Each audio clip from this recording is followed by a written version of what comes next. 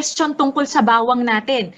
Ilan ba yung kailangan na consumption ng bawang natin sa isang araw? Kunyari, yung dun sa solution na yun, yung sa chelation na yun, mga ilang bawang ba yun? Mga 10 bawang ba na dapat i-blender, i-juicer? Siguro maabot yun ng 4 eh. 4 pieces. 4 pieces yun. Okay, yung sa isang solution, yung 20, tama ba? 20 ml, Doc? Parang ganun. Okay. So, yun na sa may mga barado yung blood vessels, so kaya naman ay may high blood na nagbe-maintenance sila, mabilis po silang ma-win.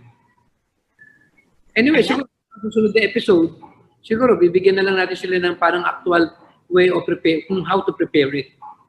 Yun maganda yun, Doc, para mapakita natin talaga sa kanila kung paano yung ginagawa, di ba? Anyway, move tayo. Yes, Doc. Ayan, move tayo ulit.